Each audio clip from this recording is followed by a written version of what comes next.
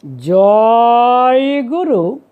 Today I would like to discuss something about dhyan or meditation and some of the related aspects too.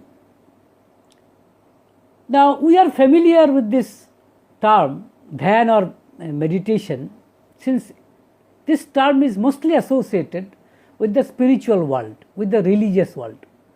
But this is not actually so, because this is, you see, most worldly people, I would like to say, a person who is most worldly, he also thinks deeply.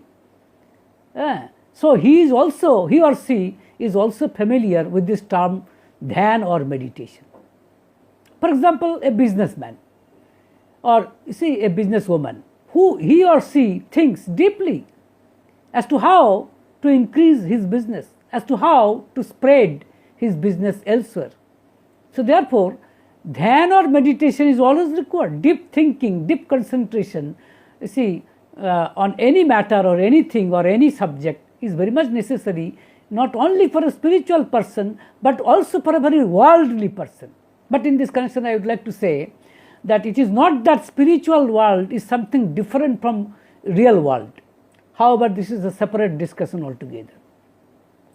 So, not only you see talking about big business man or woman, even a very small storekeeper or a very small shopkeeper, he or she also thinks as to how to increase his or her business.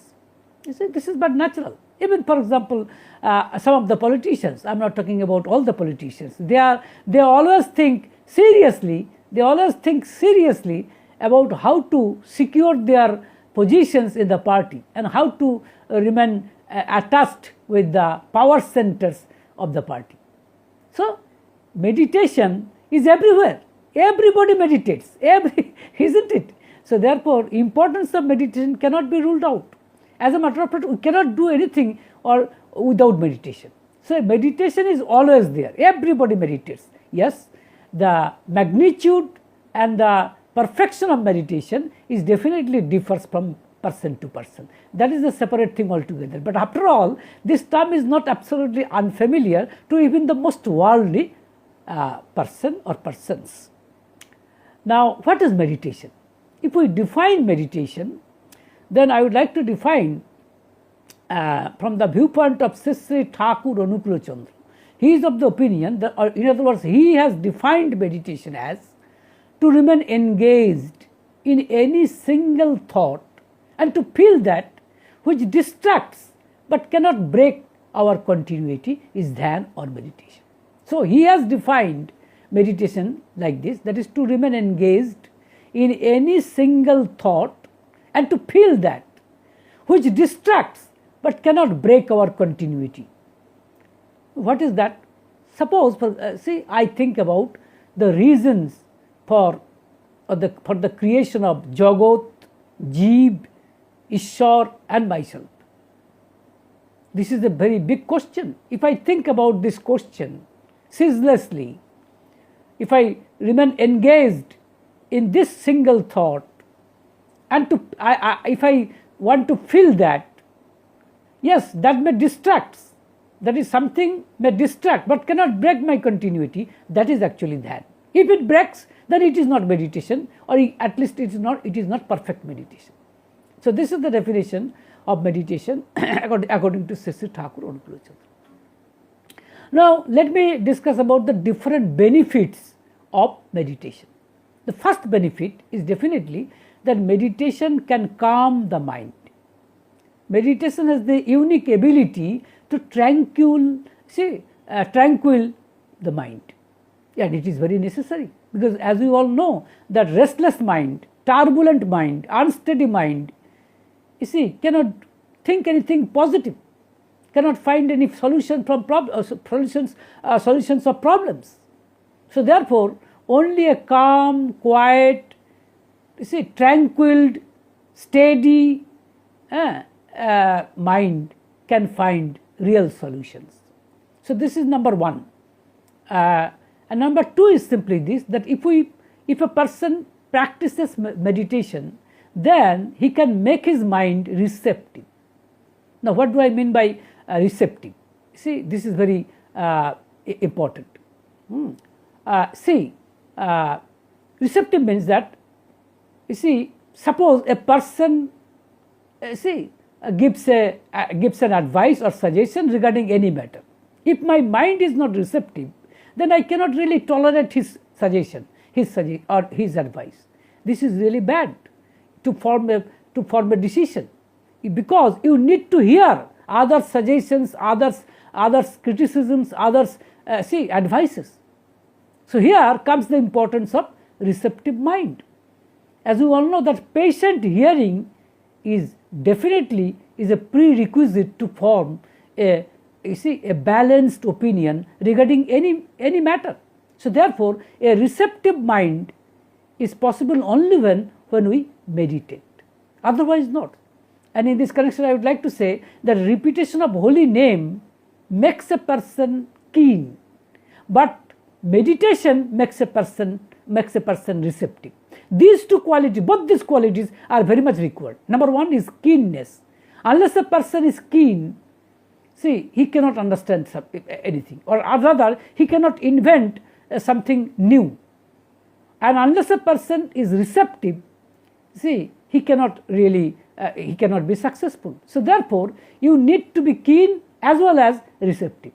Repetition of holy name makes a person keen, but this cannot make a person receptive. But meditation can make a person receptive. So this is another benefit. The other benefit is simply that if we practice meditation, then we can make real judgment. What is that? That is, you can say the decision which determines, rather you can say, yes, decisions. The decision by which, or by decision by which the inner, you can say, the inner cause is made to blossom is the real judgment. So what is real judgment? According to Sri Thakur Anupulu Chandru, the decision by which, or you can say the decision by which the inner cause of a particular object, or of a thing is made to blossom is real judgment, and it is possible through meditation. The other benefit of meditation is simply this, that you can be reasonable. That is, you can understand what is reason is all about. What is reason? That is the analysis by which we can understand the real form of an object, the real, you can say, the inner form of an object or of a thing. That is what reason is all about. So in order to become a reasonable person, we need to meditate. So therefore, there are thousands and thousands of benefits. So we need to understand something more about meditation, or dhyan. Now, it is a fact that meditation cannot be performed in restless mind. Again, meditation makes a restless mind calm. So this is a kind of dilemma, that I need to do meditation for what? For what reason? In order to calm my restless mind. So I need to meditate only when I am in restless mind, isn't it? But then it is also a fact that meditation cannot be performed in restless mind. Again, meditation is the only process through which my mind can be you can say, can be peaceful, can be steady. So this is the dilemma. This is the real problem. This is synonymous to chicken and egg problem. Which comes first, chicken or egg? This question was posed none other than Arjun.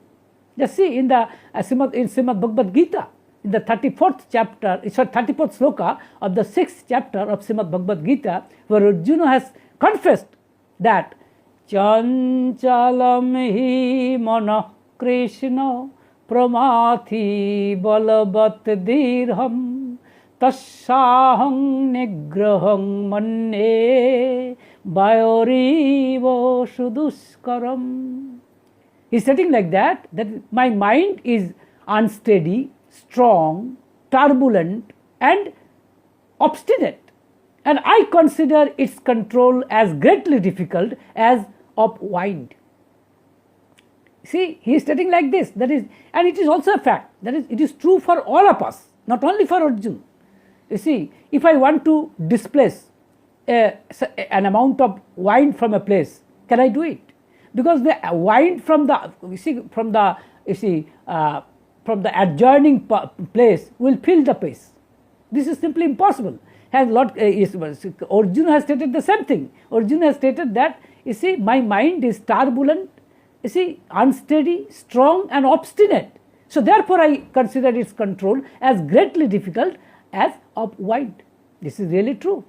But then Lord Krishna has given the solution, has given the answer. See, what is the answer? He has stated like this in the 35th sloka of the 6th chapter of Srimad Bhagavad Gita, where he has stated, Asangshayam mahabaho mono durnigraham chalam Obhaseno tu konteo vairagyeno chagrijyate. First of all, he has confessed. Lord Krishna has confessed. Lord Krishna has acknowledged. Lord Krishna has acknowledged that really controlling of mind is really very difficult. He has acknowledged it, but then he has given the answer. He has given the solutions. What are the solutions?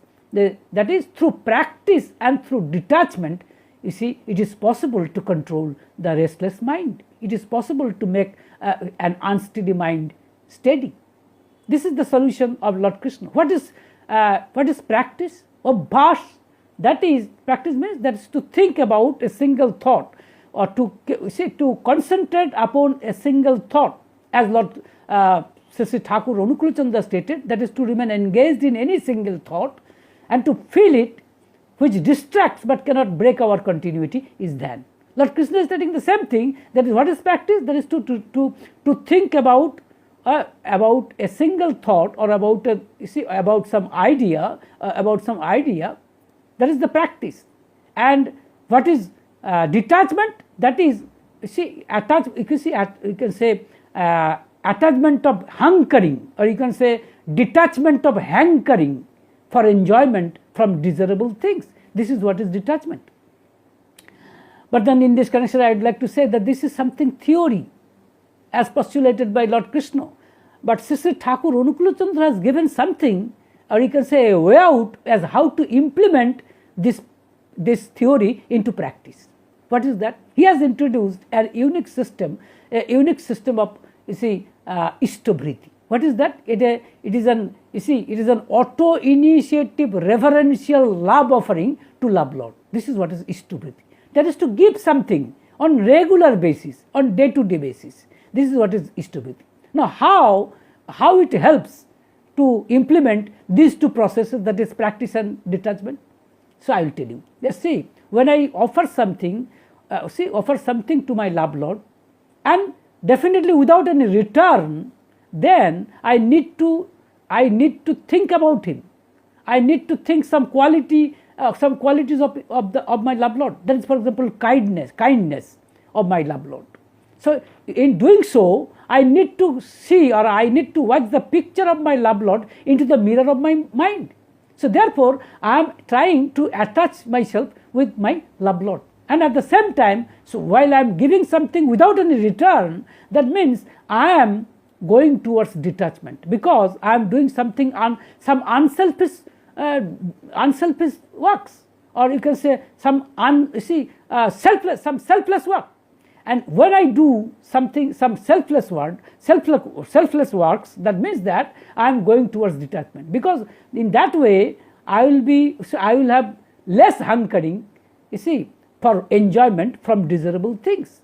So therefore, by introducing Ishtabhriti, Sri Thakur Anukula Chandra has made this theory into practice.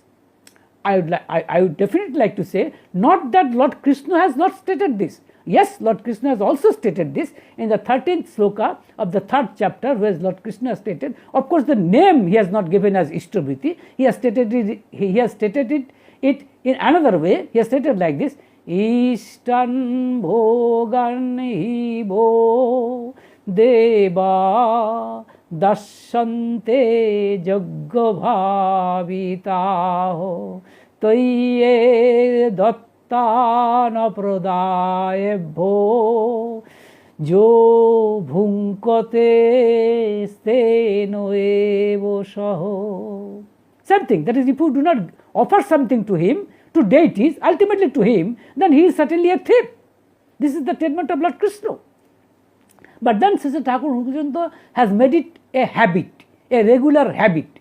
So therefore, here lies the importance of Sri Thakur Rukuchandra. Anyway, coming into the, so now what is the definition of meditation according to Lord Krishna? He has defined meditation in the 19th sloka of the 6th chapter of Srimad Bhagavad Gita. In this connection, I would like to say that the 6th chapter of Srimad Bhagavad Gita is the path of meditation, that is Dhyan Yoga.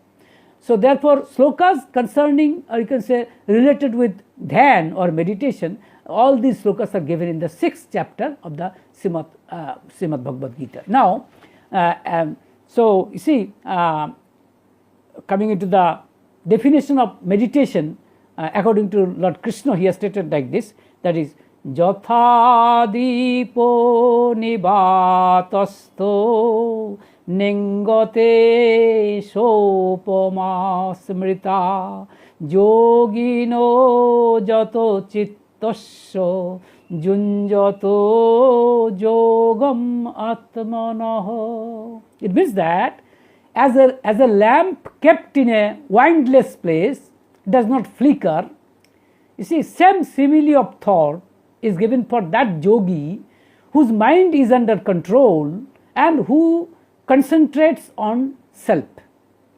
This is the definition of meditation, or you can say of a true yogi, as stated by Lord Krishna. He has stated like that, as a lamp kept in a windless place. Yes, you can argue that in a windless place a lamp cannot burn.